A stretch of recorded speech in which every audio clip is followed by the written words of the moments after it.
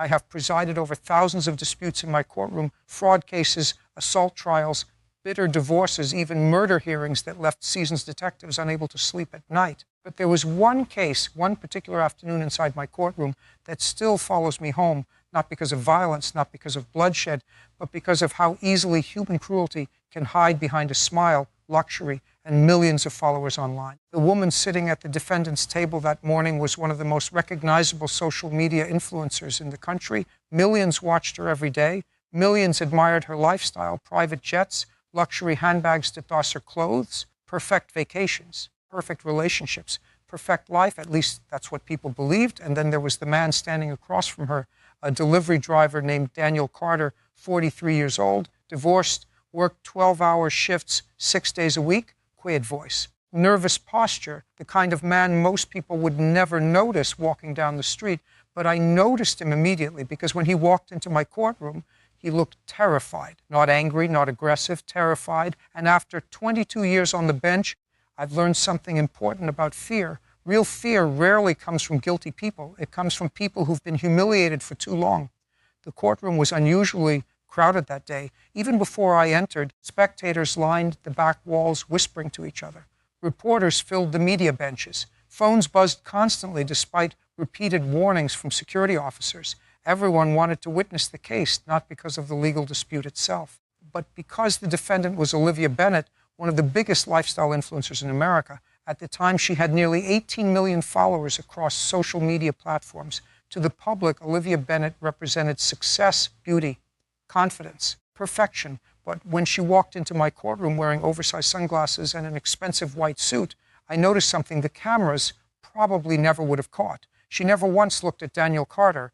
Not once. That bothered me immediately. You see, innocent people usually look toward the person accusing them. They react emotionally, they stare, they shake their heads, they defend themselves instinctively. But Olivia Bennett behaved differently. She acted as though Daniel Carter didn't even exist, as though he were beneath acknowledgement. And believe me, that detail mattered more than anyone realized at the time. I adjusted my glasses and reviewed the case summary in front of me while the courtroom settled into silence. At first glance, it looked like a simple civil dispute. Daniel Carter claimed Olivia Bennett publicly humiliated him during a live stream incident that ultimately destroyed his job, reputation, and mental health. He was suing for emotional distress, defamation, and damages. Simple enough, at least on paper. But then I reached the attached evidence notes. That's when my attention sharpened, because the plaintiff had submitted over 73 separate video clips. And according to the filings, millions of viewers had watched the incident unfold live.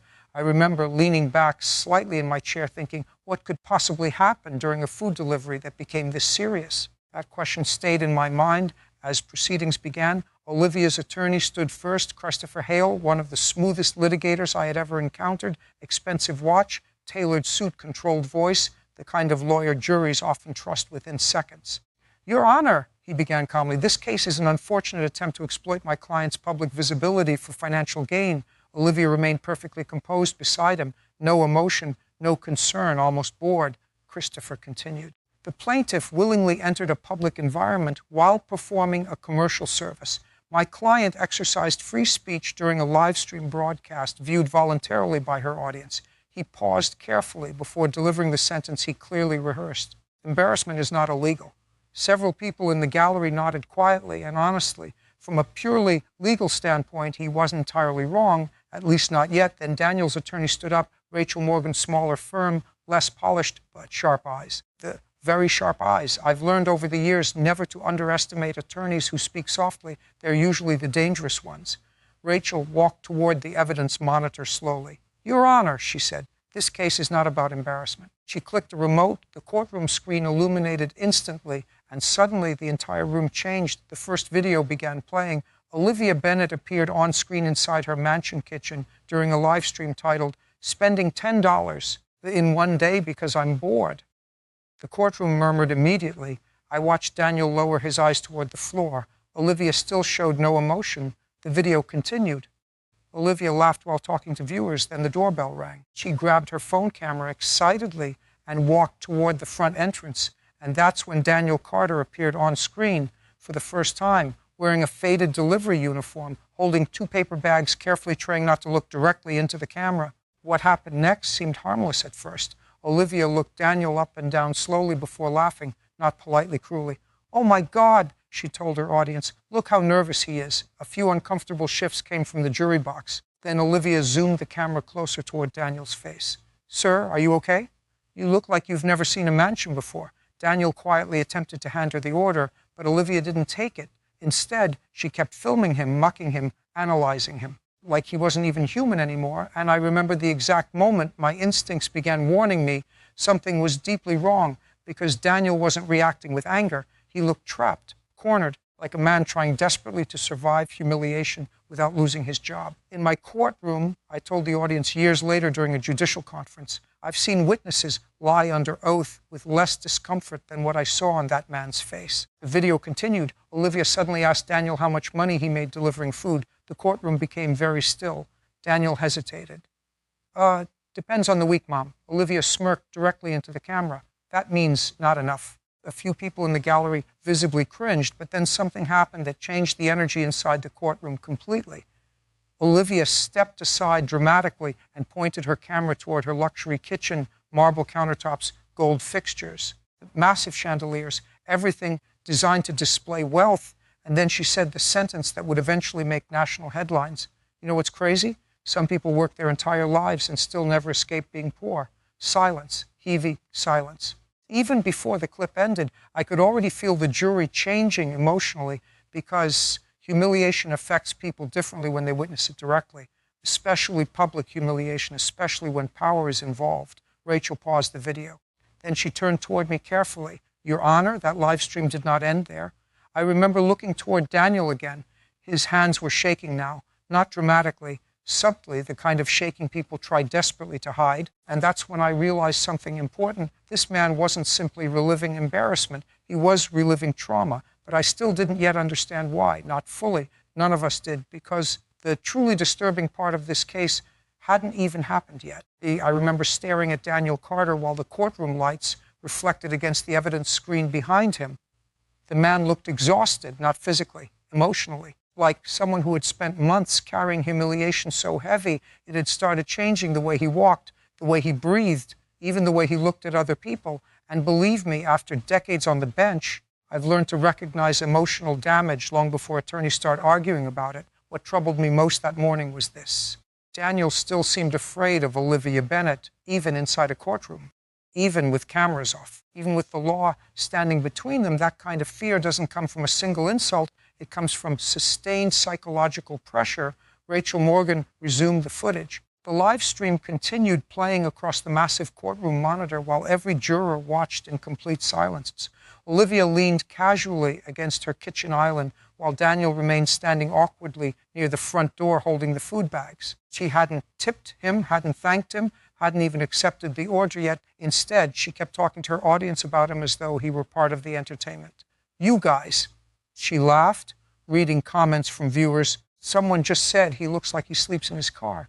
A few nervous chuckles came from the live stream audience heard through the speakers, but nobody inside my courtroom laughed, not even Olivia's attorney, because humiliation changes when removed from social media and placed inside a legal setting. Online, people forget there are human beings involved. Inside a courtroom, humanity becomes unavoidable. Daniel finally spoke in the video, quickly, respectfully. "I really need to complete the delivery." Olivia tilted her head slightly. That expression, I will never forget it. It wasn't anger. It wasn't even arrogance. It was amusement. The kind powerful people sometimes develop when they stop seeing ordinary people as equals. "You're in a hurry?" she asked him. Daniel nodded carefully. And then Olivia smiled directly into the camera. "Guys, should I give him a huge tip?" The live stream exploded with comments racing across the screen. "Tip him. Help him. 1,000 tip. Dow it." I watched several jurors exchange uncomfortable glances because they already understood something important. This wasn't generosity, this was performance. Olivia walked toward her purse dramatically while thousands of live stream viewers encouraged her. Then she pulled out several $100 bills. Daniel looked stunned, hopeful. And that's when the atmosphere in my courtroom shifted again, because every single person watching knew what desperation looked like. Daniel tried to remain professional, but his expression changed instantly when he saw the money. People working exhausting jobs often become experts at hiding financial stress, but hope exposes them immediately. Olivia held the cash toward him, then pulled it away at the last second. The courtroom became dead silent. She laughed, actually laughed. "Oh, relax," she told him. "I'm kidding." I noticed one juror physically recoil in disgust. Another shook his head slowly, and beside me, even the bailiff's expression hardened. But the worst part still hadn't happened. Rachel paused the footage again and approached the jury carefully. "Your Honor," she said softly, "the plaintiff initially attempted no legal action whatsoever after this incident. That caught my attention immediately because most public humiliation lawsuits begin quickly. Anger drives them. Emotion drives them. But delayed lawsuits usually mean something else happened afterward. Something bigger, something worse," Rachel continued. "For 3 days following the live stream, millions of clips circulated online mocking Mr. Carter." She clicked another file. Suddenly, the courtroom monitor filled with social media compilations, edited videos, reaction clips, me's commentary channels, strangers laughing at Daniel's appearance, his nervous voice, his uniform, his financial situation. And then I saw something deeply disturbing. People had identified him, his full name, his workplace, his delivery routes, his personal social media accounts. The courtroom grew increasingly tense as video after video played. One creator called him the broke delivery guy. Another created parody videos mocking the way he stood at Olivia's door. Someone edited fake crying sounds over his face. Millions of views. Millions. That number stayed in my mind. Because humiliation changes psychologically when it becomes mass entertainment. One insult hurts. Millions of strangers laughing at you simultaneously. That destroys people. I glanced toward Olivia Bennett again, still emotionless, still detached, and that disturbed me more than outrage would have. Experienced judges learn something dangerous about emotionally controlled defendants. Sometimes calmness is maturity, sometimes it's calculation. Rachel lowered her voice. 3 days after the live stream, Mr. Carter lost his employment. The courtroom reacted immediately. Christopher Hale stood up fast. "Objection, Your Honor." "Misleading causation. Sustained in part," I replied. "Rephrase." Rachel nodded calmly. Mr. Carter's employer terminated him following widespread online attention related to the live stream. A better, cleaner, legal precision matters. But emotionally, the damage was already done. She played another clip. This one showed Daniel's former supervisor giving a statement to local media. "We simply felt the public attention had become disruptive." That sentence irritated me instantly. Corporate language often hides cowardice behind professionalism. Disruptive. Not harmful to Daniel, not unfair. Disruptive, meaning the company found humiliation inconvenient. Rachel then submitted employment records, lost wages, medical therapy expenses, psychological evaluations, see disorder diagnosis, severe anxiety documentation. And that's when I noticed Olivia Bennett finally reacting for the first time all day. Not guilt, not sympathy, a noise, tiny shift in posture, small sigh, eyes briefly rolling upward as though this entire proceeding bored her. Believe me, juries notice things like that, and judges do too. Rachel approached Daniel gently. "Mr. Carter," she asked, "why didn't you simply leave during the live stream?" Daniel swallowed hard before answering. "I needed the job." Simple answer. Powerful answer. The courtroom became very quiet again. Rachel continued carefully. "How much were you earning weekly at the time?" "About $600. "And were you supporting anyone?" Daniel hesitated. That hesitation mattered, because emotional truths often arrive slower than rehearsed lies. "My daughter." Rachel nodded softly. "How old?" 11. And suddenly the case stopped feeling like internet drama. Now it felt personal. Now it felt human. Daniel explained how he had been working double shifts trying to afford medical treatment for his daughter Lily's autoimmune condition. Medication costs, doctor visits, insurance problems, late bills, overtime hours. As he spoke, his voice never became angry. That's what affected me most. People expect wounded individuals to explode emotionally, but truly exhausted people rarely do. They just sound tired. "I just wanted to finish the delivery and leave," he said quietly. Noticed several jurors staring directly at Olivia now.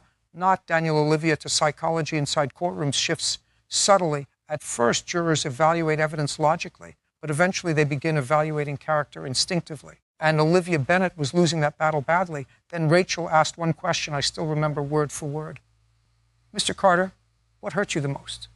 Daniel looked down for several seconds. When he finally answered, even I struggled to remain emotionally detached. "My daughter saw the videos. Silence, pure silence, no typing from reporters, no whispering, nothing." Daniel rubbed his hands together nervously. She asked me why everybody hated me. I saw one female juror cover her mouth instantly. Another lowered his eyes. And for the first time all day, Olivia Bennet stopped looking confident, only for a second, but I saw it. Fear very small, very brief, but real. That's when my instincts sharpened completely, because experienced judges know something important. People become nervous when cases stop being about money and start becoming about morality. But the moment that truly changed everything happened minutes later, because Rachel Morgan reached beneath her table and revealed a sealed evidence envelope the defense clearly had not expected. And when Christopher Hale saw it, his face lost color immediately. That reaction alone told me whatever was inside that envelope was dangerous, very dangerous. I leaned forward slowly. "Counselor," I said, "what exactly are we about to see?" Rachel looked directly toward me, then toward the jury, then finally toward Olivia Bennet. "Your Honor, this is the footage the defendant believed had been deleted forever." And suddenly, even Olivia Bennet looked afraid. I have watched hardened criminals remain calm while facing life sentences. I have seen fraud executives smile through indictments worth millions of dollars. But the moment Rachel Morgan mentioned deleted footage, Olivia Bennet's composure cracked for the first time, only slightly, a tightening around the jaw, a quick inhale. With eyes darting briefly toward her attorney, most people inside the courtroom probably missed it.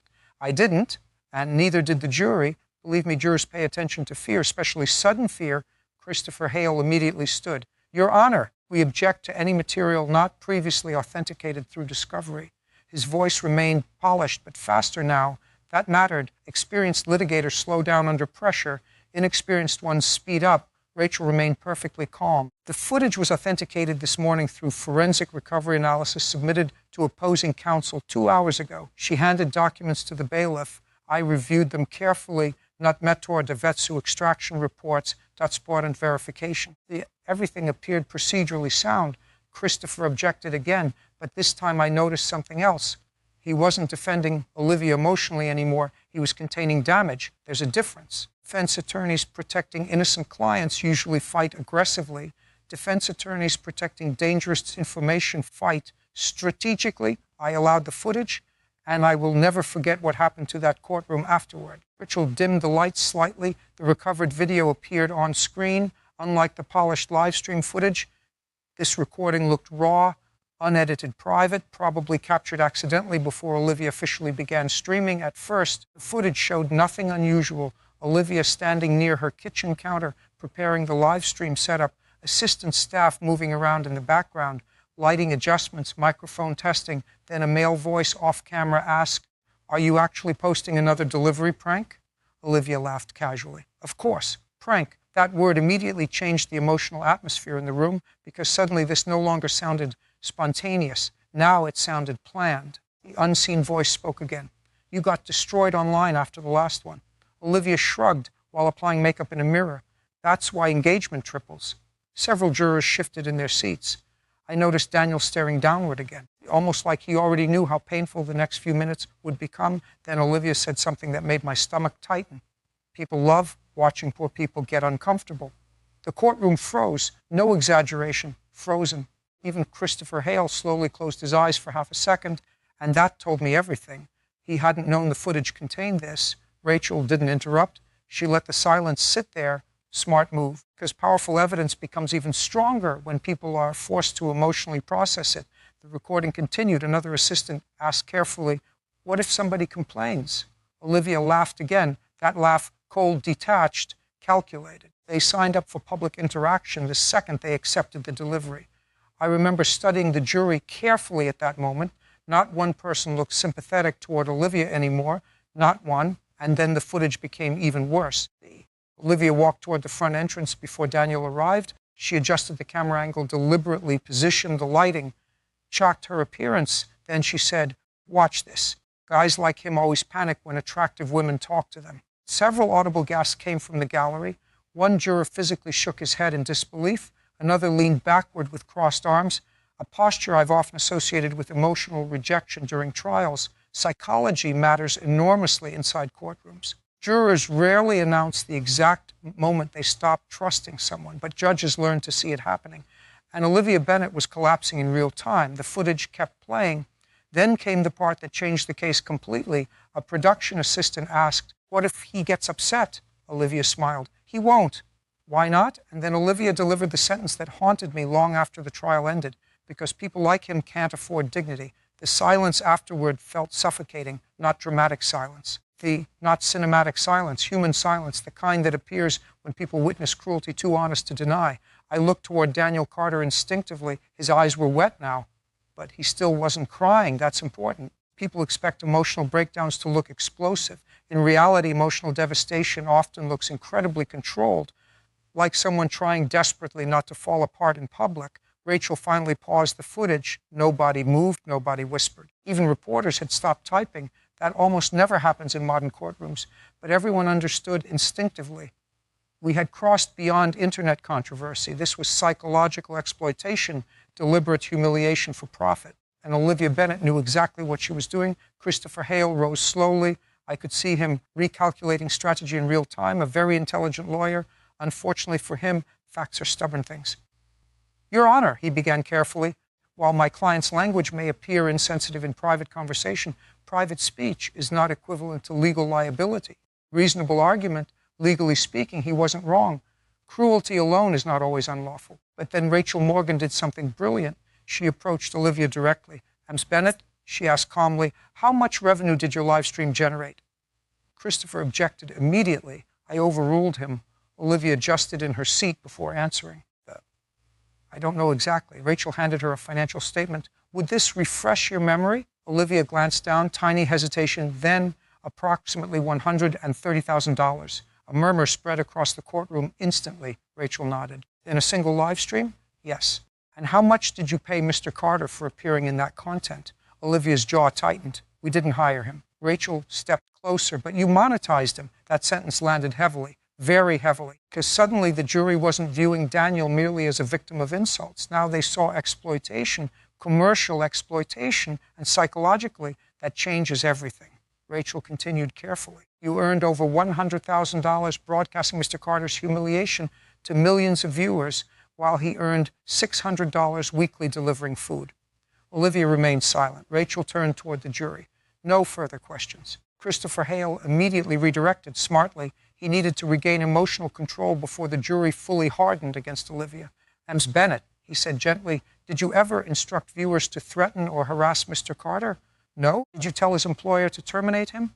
No. Did you create the internet memes mocking him afterward? No. Christopher nodded confidently toward the jury. And honestly, legally, this mattered. Causation is everything in civil court. Public cruelty doesn't automatically equal liability for third-party actions. I could feel the jury wrestling internally now. Emotion versus legal standards, sympathy versus responsibility, that conflict defines many difficult trials. But then Christopher made a mistake, a very dangerous mistake. He asked Olivia, did you ever believe Mr. Carter would suffer serious emotional harm? Olivia answered too quickly. No, never answer too quickly under oath. Fast answers often come from ego instead of thought. Rachel stood immediately. Your Honor, rebuttal evidence. Christopher looked irritated now. That irritation worried me because skilled attorneys become irritated when they sense control slipping away. Rachel approached the evidence screen one final time. This, she said quietly, was uploaded by the defendant herself 2 hours after the live stream ended. A podcast clip appeared on screen. Olivia sat laughing with another influencer during an interview. Then the interviewer asked, so what happened with that delivery guy afterward? Olivia smirked, and what she said next caused audible outrage inside the courtroom. He probably cried himself to sleep. Several people gasped. One spectator muttered, Jesus Christ. I struck the gavel immediately, but internally, even I felt disturbed. Not because the statement was vulgar, because it revealed awareness. Olivia knew humiliation would hurt him. She expected it, maybe even enjoyed it. And then came the detail that truly changed my perception of the entire case. Rachel lowered her voice. Your Honor, the plaintiff attempted suicide 11 days after that podcast aired. The courtroom exploded in chaos, gasps, whispers, reporters scrambling, Christopher Hale standing instantly, Olivia's face turning completely pale, and Daniel Carter simply lowered his head like a man exhausted by surviving something he never expected to survive at all. That was the moment I realized this case was no longer about social media. It was about what happens when human beings stop seeing each other as human. But what truly shocked me was what Daniel revealed next under oath. Because according to him, the live stream humiliation wasn't even the first time Olivia Bennett had targeted him. I remember gripping my pen tighter when Rachel Morgan asked Daniel Carter to remain seated, because suddenly the entire courtroom understood this case was far darker than anyone originally believed. Until that moment, most people assumed Olivia Bennett had simply crossed a moral line during one reckless live stream, cruel, humiliating, arrogant. But isolated, now that assumption was collapsing, and I could feel the jury sensing it too. The atmosphere inside my courtroom had changed completely. Nobody viewed Daniel as a man chasing money anymore.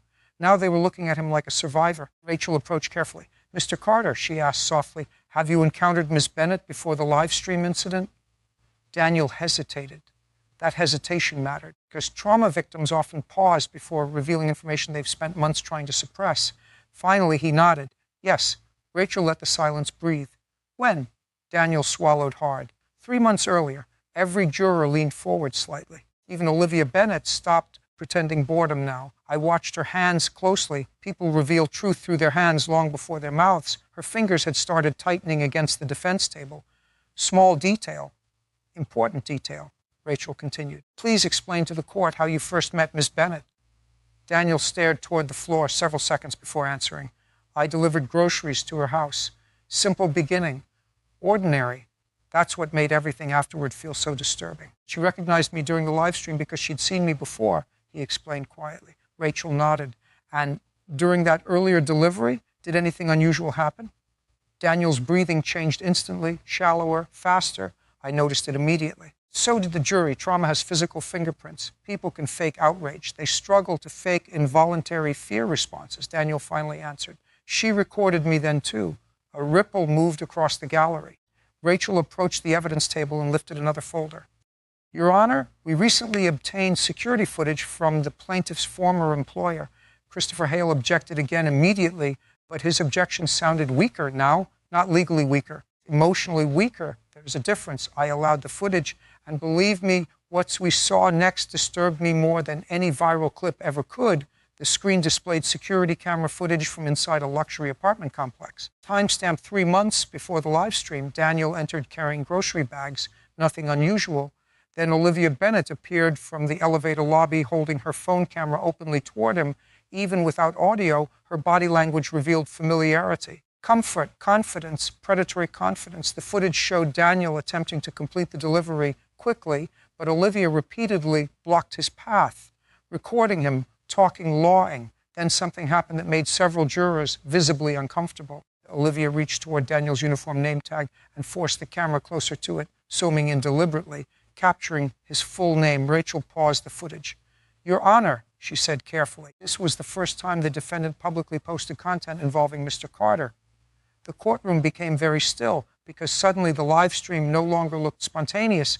Now it looked targeted, deliberate, repeated. Rachel displayed screenshots from Olivia's older content, posts mocking creepy delivery guys, awkward poor men, people with no future, millions of likes, millions, and that's when a dangerous realization settled into my mind. Olivia Bennett hadn't merely humiliated Daniel Carter, she had built audience engagement around humiliating people like him.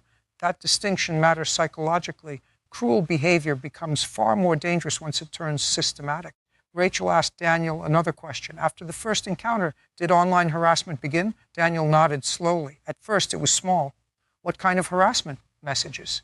He paused. People showing up during deliveries. Rachel approached gently. Please explain. Daniel rubbed his hands together nervously. People recognized me from her videos. The jury listened silently. Some customers recorded me. Some laughed. Some asked if I was the poor delivery guy.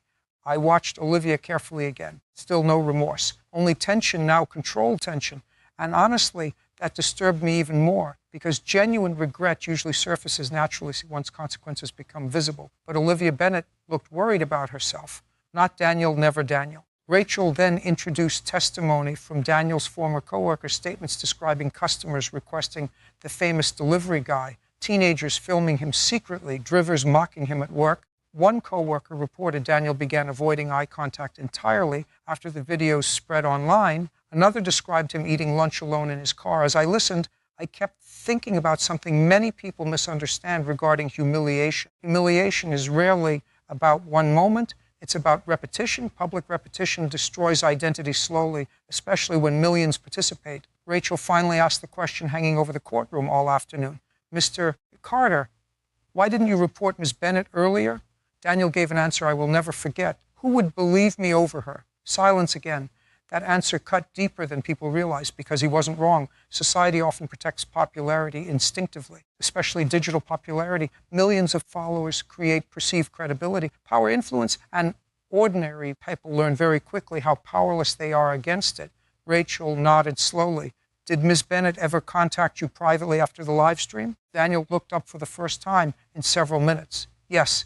That changed everything again. The courtroom shifted immediately because private contact after public humiliation suggests awareness, potential guilt, potential intimidation.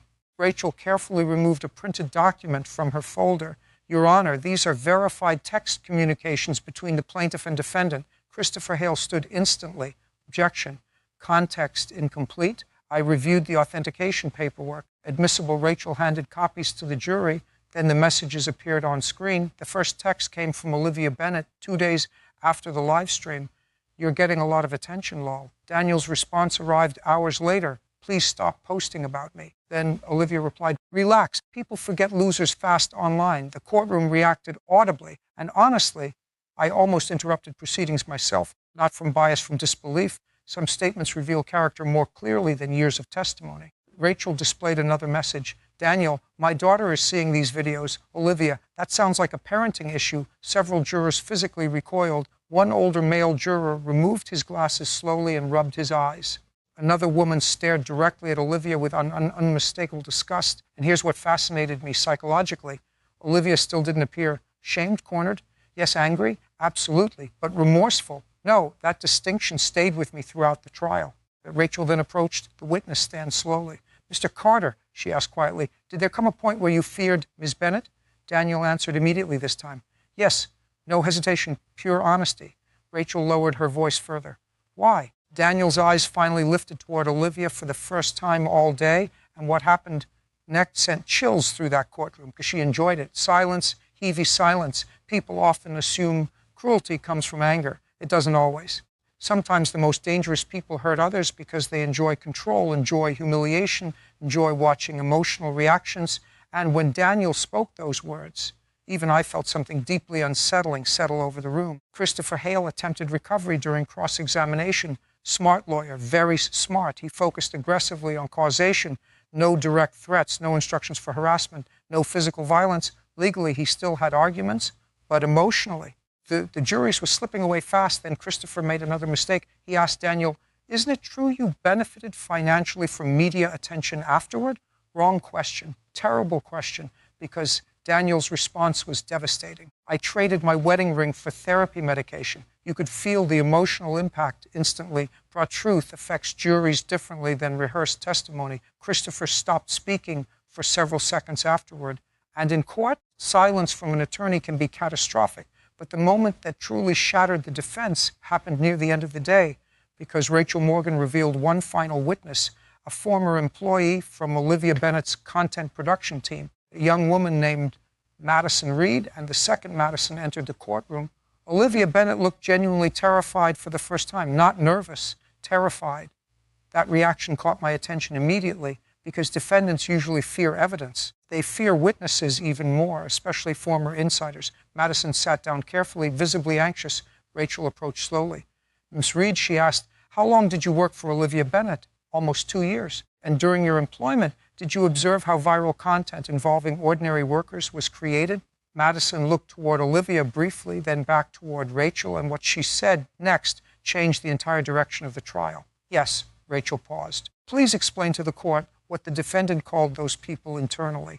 Madison's voice trembled slightly. She called them NPCs. The courtroom fell silent again. Some jurors looked confused. I wasn't. I knew exactly what that meant. The non-playable characters, brackle people, people existing only to entertain the main character. And suddenly, he understood the real horror behind this case. Olivia Bennett had stopped viewing ordinary people as human beings entirely. But what Madison revealed next was far worse than anyone expected. I have spent most of my life inside courtrooms, long enough to understand something many people never learn until it's too late. The law can punish actions. But sometimes it struggles to measure cruelty, and as Madison Reed sat Trembling in the witness chair that afternoon, I realized this case was about far more than a viral live stream. It was about what happens when fame removes accountability from the human soul. The courtroom was so silent I could hear papers shifting near the jury box. Madison looked terrified, not nervous. Terrified. She kept avoiding eye contact with Olivia Bennett entirely. That detail mattered to me immediately. Fear between former colleagues usually means one of two things. Either loyalty was broken or secrets were buried. Rachel Morgan approached carefully. "Miss Reed," she asked softly, "you testified that Miss Bennett referred to ordinary people as NPCs." Madison nodded weakly.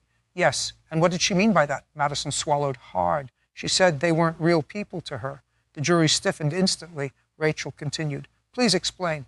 Madison's voice shook slightly now. "Olivia used to say most people only existed to make content." I glanced toward Olivia, still silent, still composed, but I noticed something else now, anger.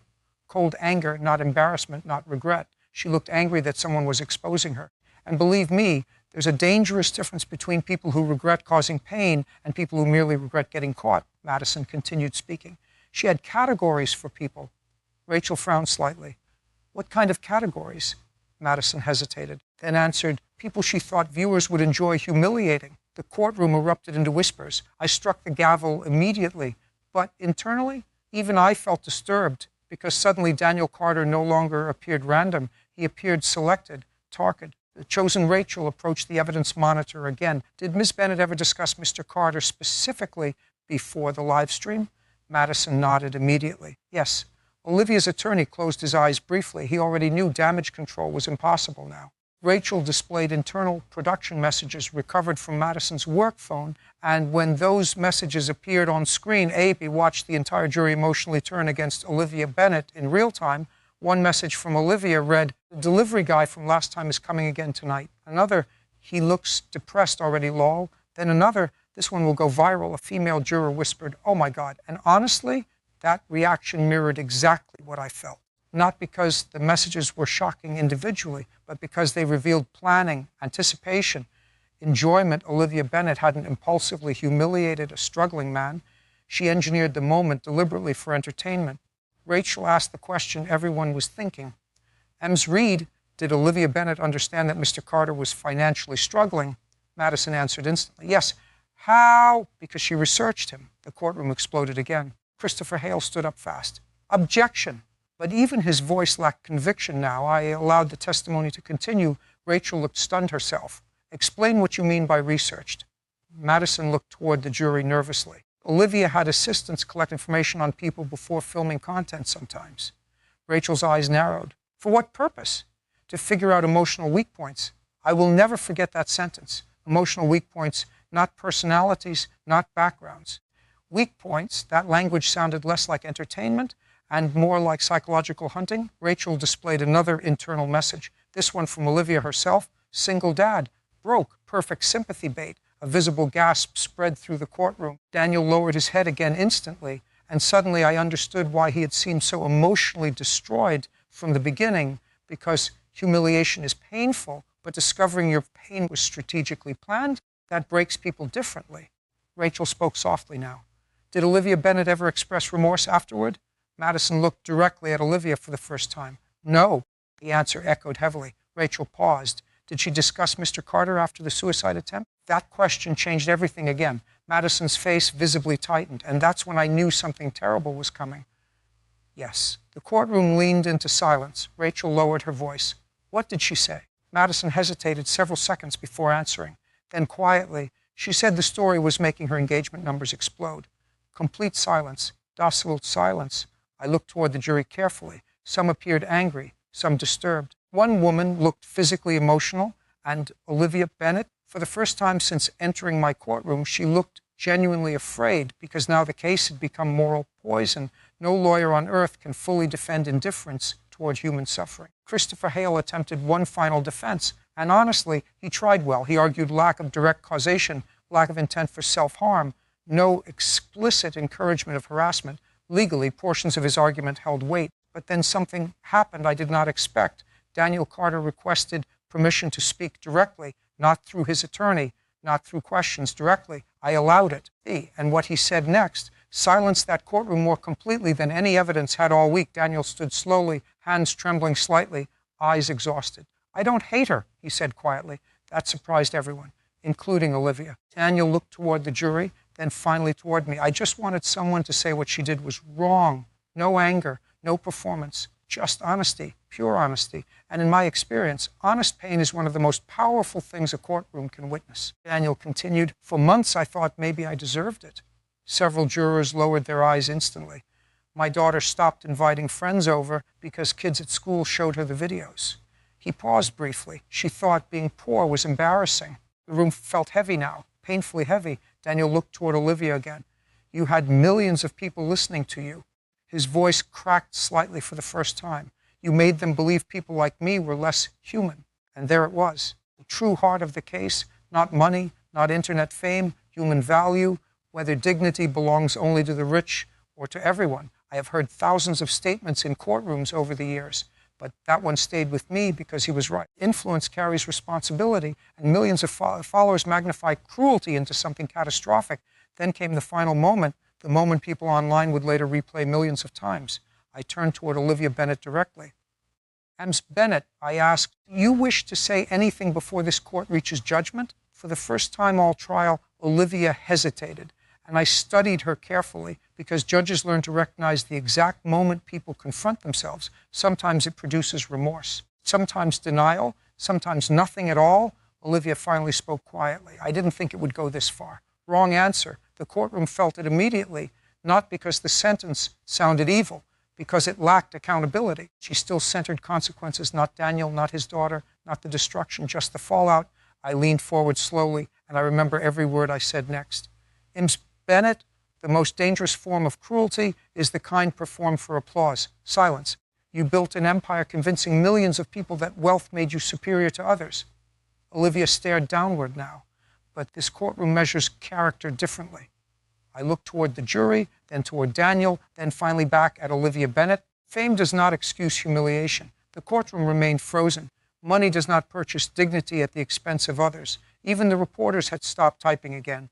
And influence without humanity becomes abuse. I entered judgment in favor of Daniel Carter. Substantial damages, psychological injury recognition, punitive financial penalties. But honestly, the money wasn't what mattered most. What mattered was what happened afterward, because for the first time since the live stream, Daniel Carter cried, not loudly, not dramatically, just quietly, like a man finally realizing strangers no longer viewed him as a joke, but as a human being. And Olivia Bennett, her empire collapsed within months, sponsors disappeared, followers vanished, former employees came forward publicly. The internet that once rewarded cruelty suddenly turned against her, but what stayed with me most wasn't her downfall, it was Daniel's daughter. Several months after the trial ended, I received a handwritten letter, children's handwriting, messy small. The letter said, "Thank you for helping my dad smile again." I sat alone in chambers after reading it, and for the first time in a very long time, I found myself staring silently at the courtroom window, thinking about how dangerous modern humiliation has become. Because today, people don't need weapons to destroy someone. Sometimes all they need is a camera and an audience willing to laugh. I have sentenced violent men. I have seen real evil. But believe me when I tell you this, a society that turns suffering into entertainment eventually forgets how to be human at all.